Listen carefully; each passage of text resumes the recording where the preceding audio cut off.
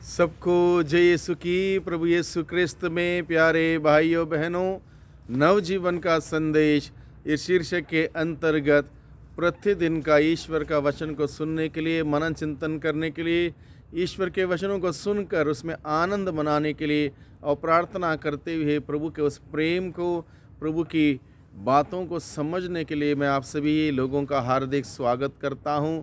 आज जनवरी की 6 तारीख है और आज शनिवार है। आज का मुख्य संदेश है प्रभु यीशु मसीह के बपतिस्मा को लेकर हमारे सामने प्रभु का वचन प्रस्तुत किया गया है। तो हम आज के दिन में इस वचन को सुने।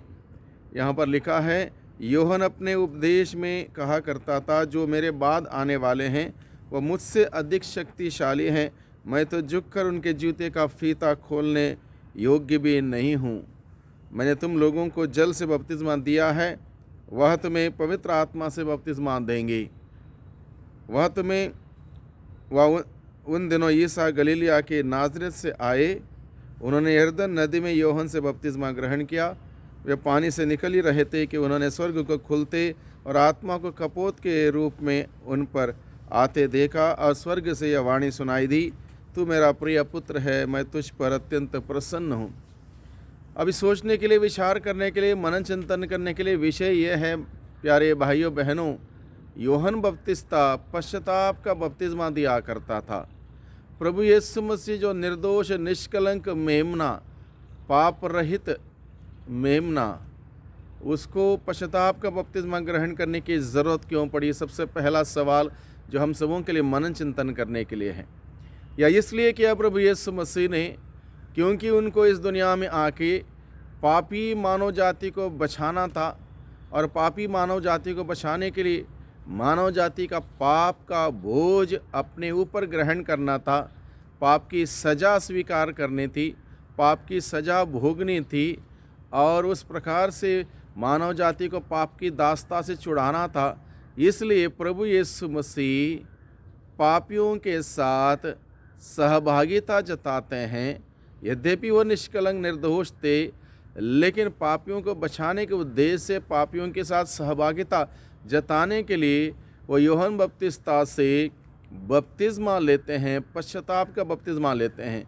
यद्यपि प्रभु यीशु को पश्चाताप करने की ज़रूरत नहीं थी, वो हमारी ओर से, मेरी ओर से, आपकी ओर से, हम सभी लोगों की ओर से जो पापी हैं, हम सभी की ओर से वो पश्चाताप और प्रायश्चित करते हैं। इसलिए उन्होंने बपतिस्मा ग्रहण किया। सबसे पहली बात समझने के लिए।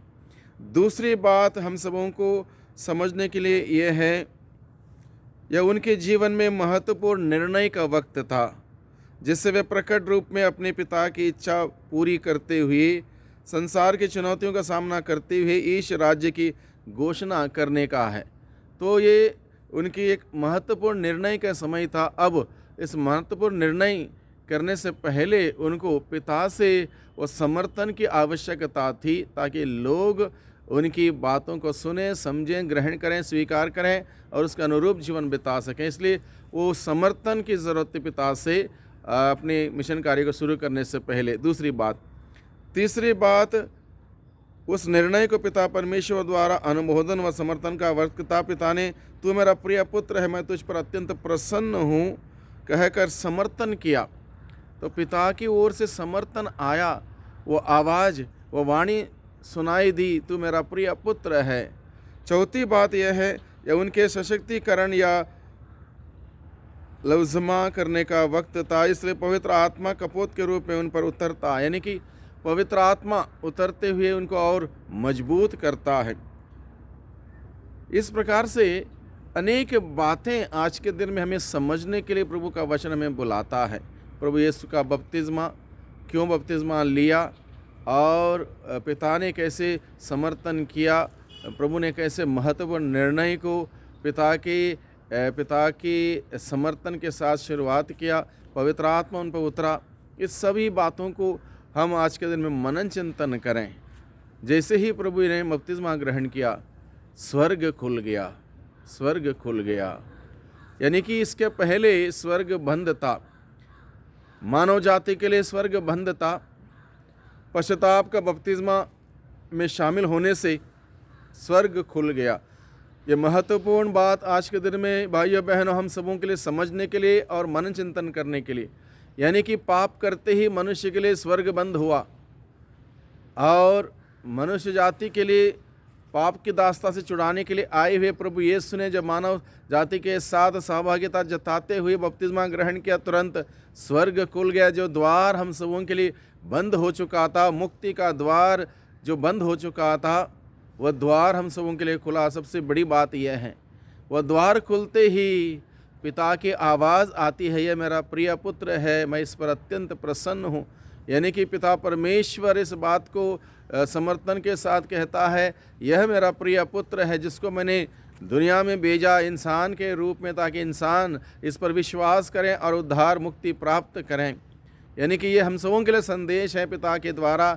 यीशु पिता का एकलौता पुत्र है जिसको पिता ने हम सबों के प्रेम से इस धरती पर हम सबों को छुड़ाने बचाने भेजा है।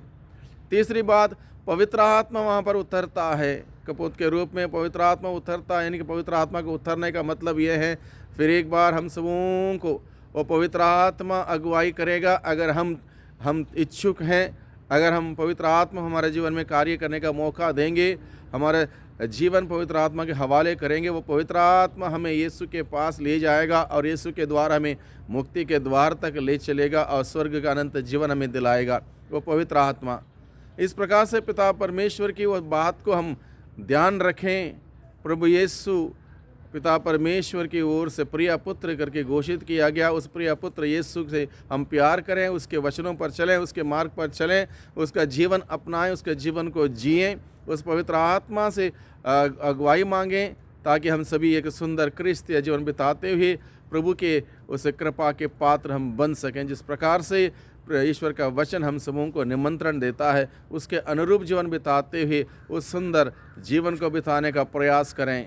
आज के दिन में हम सभी इन बातों को सुनेंगे, मनन चिंतन करेंगे। प्रभु से हम प्रार्थना करें कि प्रभु, हम आपको धन्यवाद देते हैं कि आपने हम सबों के लिए इस धरती पर आके हम सबों के लिए स्वर्ग का द्वार फिर एक बार खोल दिया, आशीष का द्वार खोल दिया, मुक्ति का द्वार खोल दिया और हम सबों के लिए आप बचाने के लिए आए। प्रभु, हम आपको धन्यवाद देते हैं आपकी वाणी सुनने के लिए, उसके अनुसार चलने के लिए। हम सबों को कृपा, शक्ति, सामर्थ्य प्रदान कर, जिससे कि प्रभु हमारा जीवन ऐसा हो, जो जीवन आपके दृष्टि में प्रिय हो, उचित हो, अच्छा हो, नेक हो, आदर्श हो और एक दिन हम सभी स्वर्ग के उस वैभव में सहभागी हो सकें, आनंद मना सकें। दुआ करते हैं उद्धारकर्ता यीशु मसीह के नाम से, आमीन।